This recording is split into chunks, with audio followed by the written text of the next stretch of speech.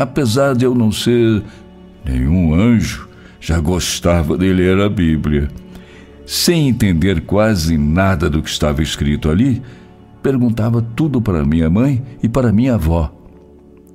Elas chegavam a ficar sem paciência comigo, mas eu, sem saber porquê, me entusiasmava com as histórias a respeito dos inúmeros reis e heróis que povoavam o mundo do Oriente Médio. Ficava imaginando os camelos, aquele deserto sem fim e as inúmeras batalhas travadas em nome de Deus. Eu era capaz de passar horas a fio, muito concentrado, lendo um livro sem me incomodar com o que se passava à minha volta. Lia de tudo, e as questões espirituais sempre ocupavam o meu imaginário. Os livros que mais me fascinavam eram justamente os que abordavam assuntos relativos ao espírito. Lia sobre diversos temas, de obras acerca da história das religiões e tratados místicos, até biografias de santos. Além disso, durante a juventude, frequentei diversas crenças em busca de respostas para uma indagação íntima: a presença de Deus na minha vida. Na verdade, embora tenha sido criado em uma família católica, nunca fui católico praticante. Aliás, nunca tive uma religião definida. No entanto, após a febre mística da juventude, passei a fase adulta inteiramente mergulhado na profissão, deixando de lado por anos a busca pelo sagrado. Vez ou outra, alguém tentava me convencer da importância de diferentes caminhos rumo à espiritualidade. Inclusive o meu tio Oscar, que morava na capital paulista. Espírita convicto, o irmão da minha mãe não se cansava de falar da sua religião, o que me impressionava muito. Cheguei a frequentar algumas dessas instituições naquela época. Assim, embora tenha assistido a muitos cultos, sempre fui como mero observador, e não como alguém que se entrega à prática daquilo que vê. Bem mais tarde, já na terceira idade, fui convidado para gravar os Salmos. Foi o despertar de uma transformação, mas essa já é outra história, a qual voltaremos mais adiante. Se a Bíblia, que é um livro destinado aos adultos, aguçava a minha imaginação, o que não dizer dos livros infanto-juvenis de Monteiro Lobato? Para mim, o Sítio do Pica-Pau Amarelo, com todos os seus personagens, era a própria tradução dos sentimentos e fantasias que nos envolviam, eu e minha turma de amigos. Quando meu pai trouxe o primeiro livro da pequena Narizinho Arrebitado, eu queria conhecer a garotinha de qualquer jeito. Demorei a acreditar que ela era somente uma personagem. Mais feliz ainda fiquei quando soube que o homem que escrevia tudo aquilo também tinha nascido e morado em Taubaté. Eu li toda a coleção de Lobato. Não o conheci pessoalmente, mas um dos meus professores tinha sido amigo dele. Monteiro Lobato, além de ser muito famoso, já tinha ido morar no Rio de Janeiro. Por conta disso, nunca tive oportunidade de vê-lo de perto. Enquanto lia sobre as travessuras de Emília e as bravuras de Pedrinho, a família deixava o friozinho para esquentar-se com as roupas que a minha mãe dava um jeito de arrumar para nós. Pobres, ninguém recebia mesada ou coisa do gênero. Para se ter a ideia de como vivíamos, a minha mãe costumava costurar e reformar as camisas e as calças do meu pai para servirem em mim. Era um efeito dominó. Suas vestimentas seriam mais tarde reformadas para o meu irmão mais novo. E isso valia para os uniformes da escola também. O mesmo ocorria com as roupas femininas, que passavam da mãe para a filha. Naquele tempo, o Brasil ainda sofria os reflexos da Primeira Guerra Mundial, que durou de 1914 a 1918, quando chegavam os rumores de uma Segunda Grande Guerra, confirmada em 1939. A recessão assolava o país. O racionamento de alimentos, como o trigo e o leite, e as filas intermináveis para comprá-los, tornavam ainda mais dura a vida das pessoas na cidade. Para piorar, entre uma guerra e outra houve a Grande Depressão, com a queda da Bolsa de Valores de Nova York, em 1929, que deixou reflexo por longos anos na economia brasileira e complicou a vida do restante do mundo. A gasolina estava entre os produtos escassos e o Brasil ainda não possuía autonomia de produção. Para suprir a deficiência do abastecimento, os carros usavam como quebra-galho o gasogênio, um equipamento que produz gás da queima do carvão para alimentar motores de combustão interna. O problema para os donos dos Chevrolets e dos Fords da época era aguentar a fumaça e a fuligem que chegavam com uma densa camada de poeira negra, resultado dessa queima. O duro era andar às voltas com sacos de carvão vegetal e ter parte do carro ocupada na dianteira ou na traseira. E os proprietários de carros mais arrumadinhos, então, reclamavam que usavam quase todo o porta-malas com aquela geringonça embutida. Do mesmo modo que o país ia encontrando caminhos para suportar as dificuldades econômicas que atravessava, os rapazes da nossa turma buscavam solução para enfrentar uma dureza danada. Não se via dinheiro com facilidade entre nós. Uma coisa todos nós tínhamos em comum: vontade de ir ao cinema. Uma das poucas diversões além das molecagens pela vizinhança. É bom lembrar que ainda não existia televisão e muito menos videogame. O dinheiro não dava para comprar ingressos para o grupo inteiro. Mas não demorávamos muito para encontrar uma boa solução para esse problema. Em uma dessas tentativas, combinamos que todos se esconderiam no banheiro do cinema enquanto a sessão não terminava. O plano era entrar enquanto a multidão saía. Mas o pior ainda estava por acontecer. Naquele dia alguém tinha passado mal e deixou o banheiro todo sujo. Ficamos com os sapatos e as roupas impregnados. Mesmo assim, com aquela catinga toda, não nos demos por vencidos e conseguimos ver a sessão inteira, causando mal-estar nas pessoas que se encontravam no salão fechado. Nem foi ainda dessa vez que aprendemos a lição. Não passou muito tempo e lá estávamos nós de novo aprontando mais uma.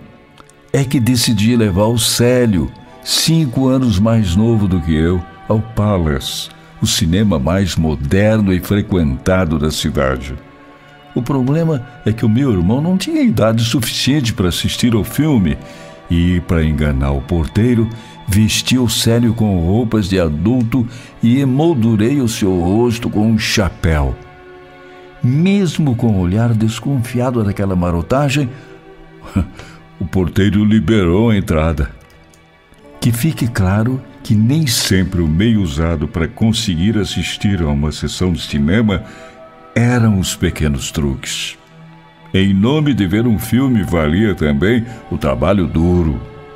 Quando eu tinha 12 anos, o meu pai trabalhava como gerente do Centro Recreativo de Taubaté. Eu o acompanhava e fazia um pouco de tudo como ajudante. Usava a imaginação para pensar em ganhar uns trocados, a fim de ver o gordo e o magro, o Carlito e os desenhos animados. Varria o salão todo, tirava o pó e recebia uma gratificação por isso. Uma nova paixão começava a florescer dentro de mim, a música. E com ela, o rádio. A música chegou primeiro pelos discos.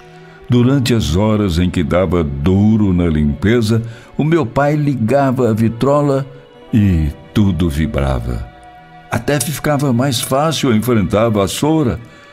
Ao som de Olhos Verdes, composta pelo genial maestro Valdemar Henrique, eu juntava os papéis do chão e nas salas dos jogos de cartas, as fichas esquecidas. Esses sons encheram a minha vida de grande emoção e enquanto descrevo essa cena me sinto lá no salão do clube novamente. Eu estava sozinho por uns momentos, aguardando a chegada do meu pai, que tinha ido até a padaria da esquina comprar pão sovado quentinho. Quando voltou, fomos para a copa, onde ele colocou uma velha chaleira se equilibrando em uma latinha cheia de álcool com uma chama embaixo. O cheiro do álcool misturado com o do café está impregnado ainda na minha alma. Meu pai, nós dois comendo pão com manteiga, calados, nem um pio. Mas para nós não existia naquele instante nada mais saboroso do mundo. Foi a partir desse dia que procurei manter contato com a música de forma mais intensa. Como em casa não havia vitrola, o jeito era sintonizar o enorme rádio movido a válvulas. Ninguém estava autorizado a mexer no aparelho, mas no escuro da noite, pé ante pé, lá ia eu, já um rapazola, sintonizá-lo. Para não ser pego em flagrante, colocava o volume bem baixinho e grudava o ouvido no alto-falante. Depois de ouvir muitos zunidos e ruídos, até que as válvulas esquentassem, conseguia sintonizar uma estação. Daí em diante, me equilibrando na cadeira, me deliciava com os acordes e com os arranjos das músicas clássicas. Por Elise, uma das mais famosas composições de Beethoven, era uma das minhas preferidas. A audição do bolero de Ravel, considerado muito sensual para a época por ser uma reinvenção dos movimentos de dança, também me contagiava. O próprio Maurice Ravel se surpreendeu com a divulgação e a popularidade da obra e as múltiplas interpretações que recebeu de maestros de todos os cantos do mundo. Não me esqueço também do Barbeiro de Sevilha, ópera cômica em 2 atos com música de Rossini. Aquilo me deixava de boca aberta, literalmente. Caindo de sono e quase escorregando pela cadeira, eu lutava para não perder aquele desfile grandioso da música universal. Eu também apreciava os instrumentos ligados ao jazz, ritmo muito popular a partir dos anos 1920. Os grupos de jazz usam uma grande variedade de instrumentos. Os mais comuns são o piano, a bateria, o contrabaixo, o trompete, o trombone e o saxofone. Vale a pena citar também o swing de Glenn Miller, Ben Goodman, Tom Dorsey, Art Shaw, Duke Ellington e Count Basie. Eles regeram algumas das orquestras mais conhecidas e insuperáveis até hoje. Estava acontecendo muita coisa boa em termos de música enquanto eu crescia, reforçando minha paixão por essa arte. Por muitos anos, Era esse o meu programa noturno, principalmente porque o meu pai trabalhava até de madrugada e eu ficava à vontade por muitas horas. Quando ouvia o ruído do portão, saía correndo para me meter por baixo das cobertas. Acredito que a minha carreira profissional começou a nascer aí, de tanto prestar atenção à música que vinha lá de longe, das ondas curtas ou médias, do outro lado do oceano. Já podia distinguir entre os graves e os agudos, a nação e os ritmos, os arranjos e tantas outras nuances próprias da música. Bem, vamos voltar um pouco ao tempo em que era preciso juntar moedas para ir ao cinema. Sobre o rádio falarei mais adiante, quando comecei a encontrar os grandes nomes da música brasileira como apresentador já. O que nunca me faltou foi disposição para arrumar recursos, principalmente quando a finalidade era apreciar um bom filme. Sem me fazer de rogado, toda fruta ou verdura que encontrava dando sopa nos quintais da vizinhança, eu carregava e negociava na quitanda do seu Elias. Certa vez, consegui carregar uma abóbora enorme. Devia pesar aí uns 7 quilos. Quando eu estava chegando perto da venda, o cabo do vegetal quebrou. Eu não tive dúvidas. Fui para casa e prendi o cabo com palitos.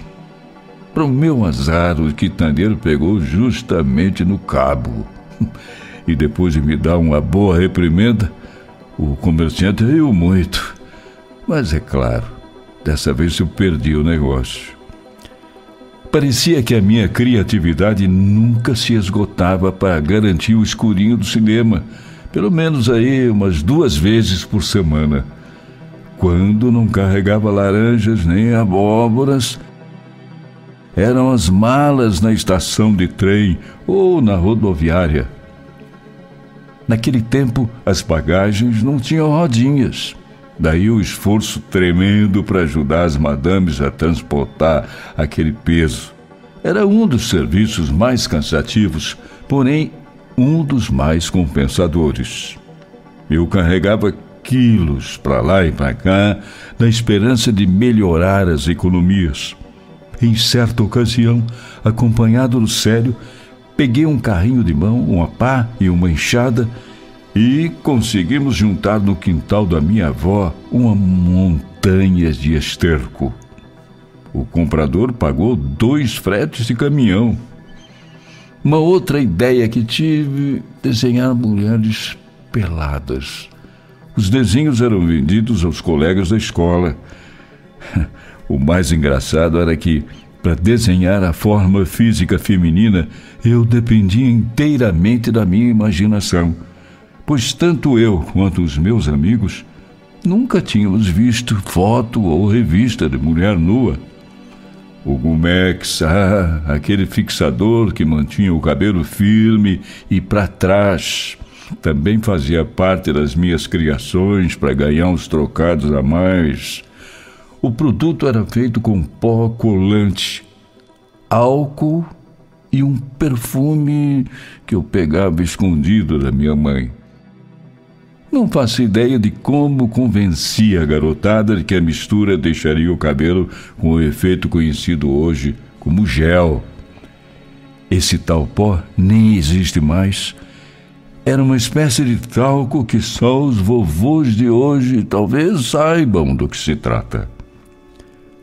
Quando o assunto era ganhar moedas para o ingresso do cinema, os meus truques eram cada vez mais variados. Antes de jogar, fui boleiro e minha missão era pegar as bolinhas brancas para os tenistas do clube.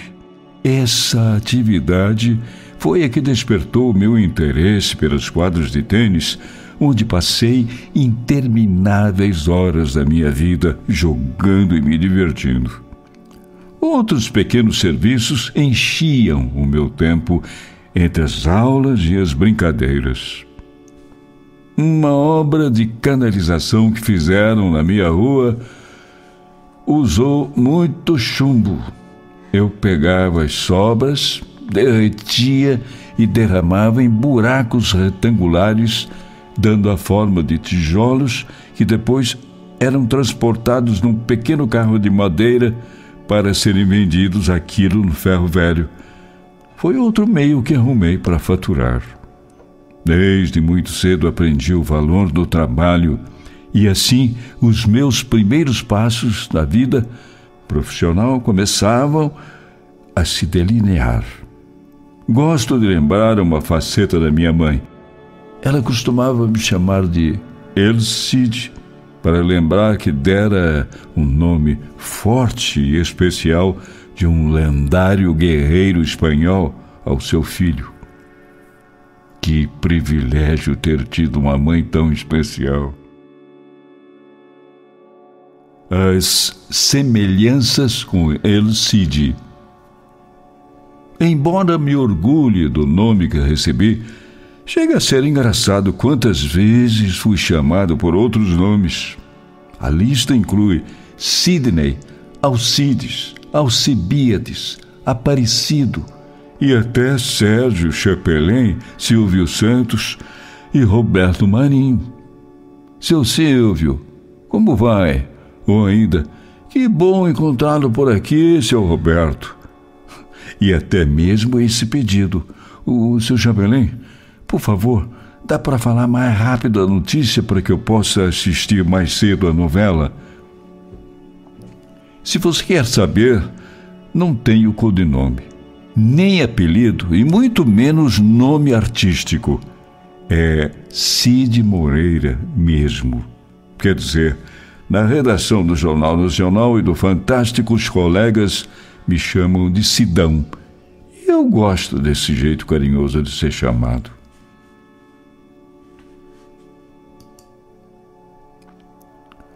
Voltando ao meu homônimo espanhol, dizem que tenho algumas características em comum com Rodrigo Dias de Vivar, mais conhecido por El Cid ou El Campeador. Ele era um fidalgo espanhol, considerado um dos maiores guerreiros da Idade Média, eternizado como um herói a serviço dos reis cristãos, lá pelos idos do século XI. Por enquanto, nada nos aproxima. Sou determinado e não me deixo vencer. Luto até o fim por minhas ideias e sonhos, parecido com o guerreiro espanhol. Mas aí quem olha com carinho para mim avalia que, tal como El Cid, sou conhecido, amado e criticado por uma nação inteira. O espanhol usou sua espada para se sobressair, e eu tive o privilégio de colocar a minha voz no rádio, no cinema, na televisão e agora na internet. Me tornei o El Cid Caboclo, porque minha mãe conheceu o herói espanhol do poema Mio Cid. Não sei dizer exatamente como esse poema chegou às mãos da minha mãe, mas sei que ela fazia questão de enfatizar a importância desse nome da história espanhola e o quanto ficou contente em me batizar com ele. Mio Cid é um poema épico escrito entre os séculos 12 e 13. São cerca de 3.700 versos em rimas que abordam o romance da cavalaria hispânica. O autor é desconhecido e o único manuscrito conservado remonta ao século XIV. Gosto desse trecho aqui, ó. Dos seus olhos, tão fortemente chorando, voltava a cabeça e os estava olhando. Viu portas abertas e trancas sem cadeados, suportes vazios, sem peles e sem mantos e sem falcões e sem açores mudados. Suspirou meu Cid por ter grandes cuidados. Falou meu Cid, bem e tão ponderado. Bendito sede, Senhor, Pai que estais no alto, isto me foi tramado por meus inimigos malvados. Deixando de lado o campeador e seu cavalo Babieca, o maior de todos os heróis da era cristã que deu fim aos 700 anos de ocupação moura na Península Ibérica, volto para Taubaté. E uma das minhas primeiras dores de verdade vieram com a morte da minha avó, a minha querida Bá. A sua partida me fez amadurecer muito depressa. Batizada Francisca, a Bá era especial. Além de cuidar de mim com muito amor, aquela mulher de traços fortes e descendência portuguesa me ensinou muitos valores. A honestidade, a amizade e a lealdade foram pontos determinantes em sua vida. Como Bá era minha confidente, a guardiã dos meus segredos juvenis, quando ela se foi, nada substituiu o vazio que tomou conta de mim. Somente o cachorro Brown conseguia me consolar um pouco. E eu, que já era de falar pouco, nesse período fiquei quase mudo de tristeza. Além dos meus segredos, Bá também guardava debaixo do seu colchão as balas, os peões, os soldadinhos de chumbo e tantas outras quinquilharias preciosas para um garoto. Lá estavam também as minhas bitucas de cigarro. Esse mundo particular só foi descoberto quando a cama em que ela dormia foi retirada do quarto. Quando o colchão foi levantado, uma avalanche de miniaturas foi caindo pelo chão juntamente com as minhas lágrimas. Eu não me conformava com a perda de minha grande amiga. Por muitos anos, carreguei essa dor dentro do peito e não dormia nem acordava sem me lembrar da Bá. Mais uma vez, o cinema serviu de analgésico para aliviar a dor da minha perda. Voltei os olhos para o charme e a sedução dos mocinhos, com seus cigarros e posturas estudadas, além de me encantar com as belas atrizes.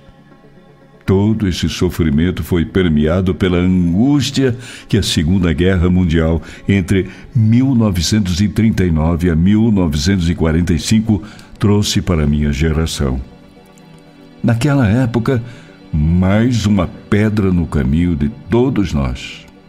No meio da confusão e da ansiedade que as notícias do conflito provocavam, trazidas de longe pelo rádio, lá estava eu. Aos 15 anos comandei com 2 cornetas os garotos que integravam a fanfarra do meu colégio. Aos 16 anos, cumpri a minha obrigação militar, assumindo a chefia da fanfarra do Tiro de Guerra de Taubaté.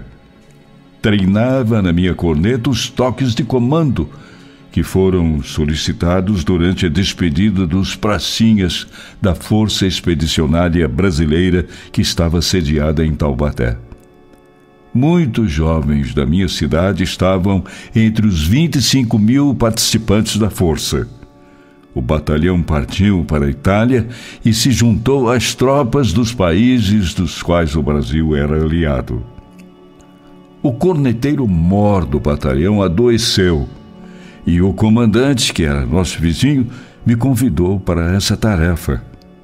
Fiquei honrado e emocionado em fazer parte, de alguma maneira, daquele momento de repercussão mundial. Nós, ainda adolescentes, não conseguíamos entender muito bem o que estava acontecendo. Eu pensava, essa guerra não é nossa. Não a provocamos. Por que é preciso ir tão longe, morrer de uma forma tão estúpida? Embora a guerra fosse o assunto principal em todos os cantos da cidade e do país, a vida continuava com suas necessidades do cotidiano.